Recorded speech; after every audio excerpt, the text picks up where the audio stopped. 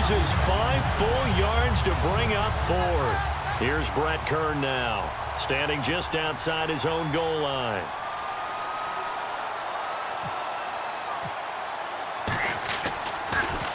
And he gets it away, and it's a laser headed for the sidelines. And no return here. Where will they spot it? They say just outside the 20-yard line. And out come the Dolphins now. And following the interception, we'll see what they can put together on this drive. I can hear my old college coach right now. He always used to tell us before every game, the team making the fewest mistakes will win. What they're hoping is that that last mistake is their only one of the game. Coaches, that's all they talk about, turnovers, right? Minimizing those and maximizing opportunities. Shift together here from the D-line. They stay on the ground. Again, it's Ajayi. And able to get this one across the 45 before he's brought down. And I know it's hard in live action, but you've got to keep your hands away from the face. That's a 15-yard penalty. You work on it all the time, making sure your target area is lower and trying to keep your hands away from the face mask so you don't get the big penalty. So the offense has it 1st and 10.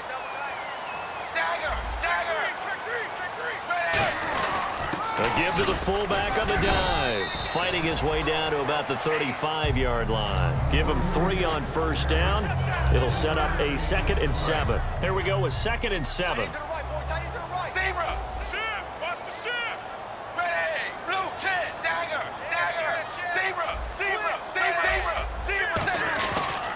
This is Ajayi.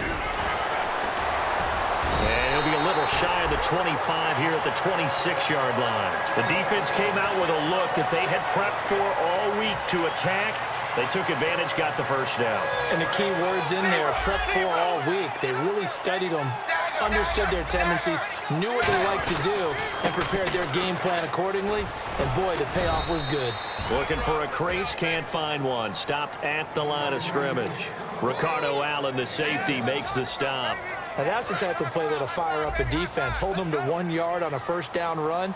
It'll be interesting to see if the offense decides to press the run at all or if they'll abandon it now after gaining only 1 on that play.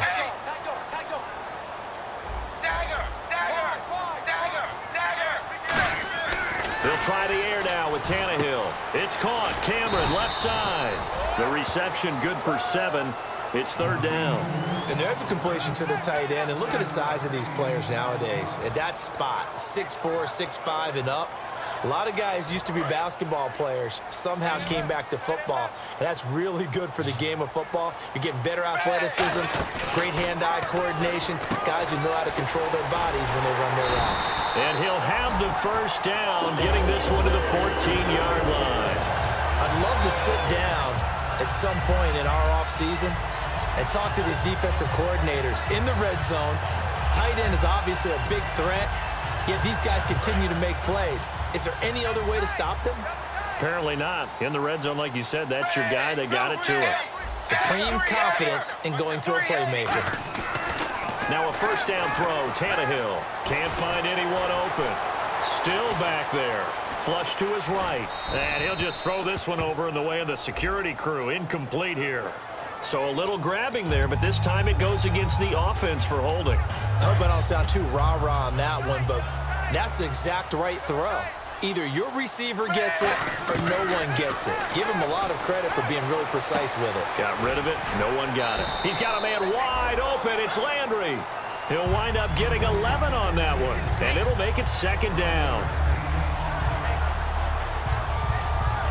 And the 2-minute warning lurking. This will probably be the last play before we hit it. Yeah, they want to get themselves in position to score in this last shot before the clock hits. So a pause here for us as well. Time to pay some bills. Back with more of the AFC Championship game after this. Offense walks to the line for play number 7 of the drive. They'll run it now out of the gun. And he'll get this one down to about the 10-yard line. Give him 3 yards, and now they're left needing a conversion here on 3rd and 6. Tough day, tough sledding right there, and it's been that way the entire game. Not a whole lot of room to ramble for him. Yeah, you're right. It's been that way all afternoon. Didn't get a whole lot better there. So it's 3rd and 6, and this will be the 8th play of the drive. Looks like the defense in press coverage here. To throw is Tannehill. He's got time in the pocket. And he will have the first down before he's brought down at the 3. 7 yards on the pickup there, and now they've got it 1st and goal. Now that's disappointing for the defense. They had the advantage, had excellent coverage all over the field, but they let him get away, scramble, and pick up a first down and inside the 5-yard line. 380. 380. Come on out here. Come get some. Come get some. Come out here. Come get some. He don't want it.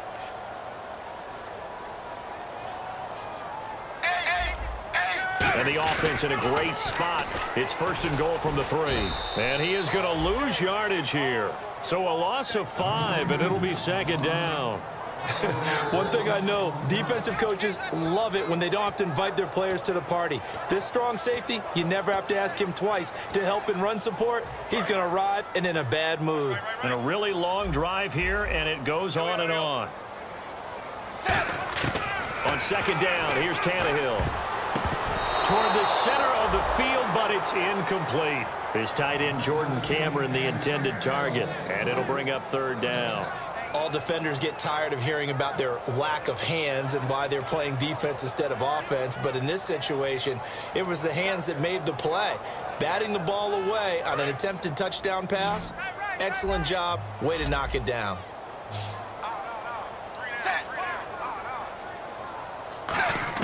Now Tannehill on 3rd and goal. Oh, it's a touchdown if he holds on. Instead, it's 4th down. After all the preparation, all the practice, a play like that will absolutely break your heart. They had everything they wanted, just unable to complete it. In the end zone, a big-time drop. And Frank's kick is good. And the lead moves to 10-zip. It's a little bit of time left here in the 2nd quarter, but they get the field goal near the end of the 1st half to expand that lead. Now, that's got to feel good, but they can't let up. Now on the kickoff, they've got to make sure they don't give up a big return or big yardage to set up the other team for one last chance to score themselves. And here comes Tennessee as they get set to take the field. And with time quickly fading here in the 2nd quarter, not sure how aggressively, offensively they want to play this. I think we'll find out just how much they trust their guys in this situation if they decide to take a shot. Hey, tight end's right. Watch tight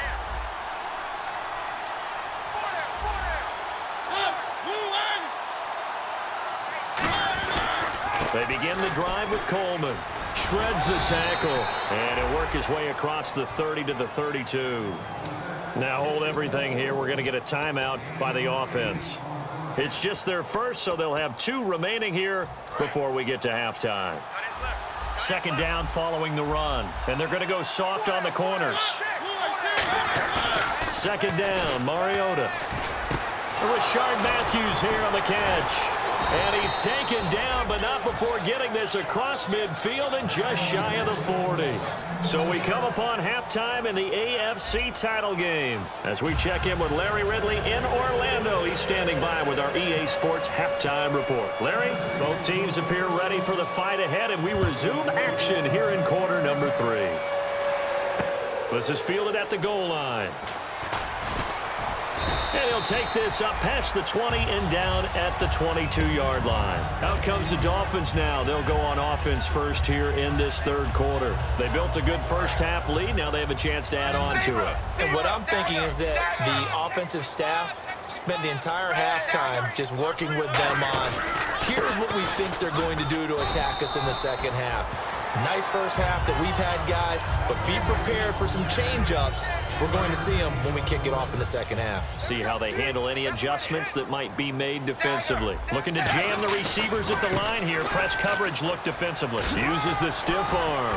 And they're able to get this one across the 35. It's a gain of 11 yards that time, and it produces a new set of downs. But that's the desired outcome coming out here in the 2nd half of being able to run the football and establish a little bit of pace and maybe even a bit of dominance at the line of scrimmage. And they want that to continue. Way too early to think about this being ball control time. But the way they're running it, you got to think they may want to continue that and see if they can go ahead and grind their opponents into submission. Call it a gain of 3, and that'll make it a 2nd down. I'm wondering if the same thing went through your mind as mine. When I see a big man like that make a catch, all I keep thinking to myself is, big man with football. Look out, everyone. He may not juke you a whole lot, right? He may not run past you because of his size. You're talking about a guy weighing in the 270 range. But, boy, once he gets his mitts on the ball, he's going to be tough to bring down. Now Tannehill. Got a man open. That's Devontae Parker complete. And taking it across midfield and just shy of the 40. Partner, this is one of the best routes anyone can have in their offensive playbook. Tough to defend because you think it's a go route, and then he breaks it back on the comeback. There's one other thing you need as well. A well-thrown ball. Exactly right. You have a guy who has some precision in throwing the football because of the timing of the route. They run with Ajayi. And the lane closes up quickly as he'll get about 3 down to the 38. Avery Williamson there to make the stop. We always like to talk about defense in terms of levels. First level defensive line, second level linebackers, third level defensive backs. On that run, that was what we call a first level run, and it was stopped by a second level player. And the D-line pinching together must be expecting the run.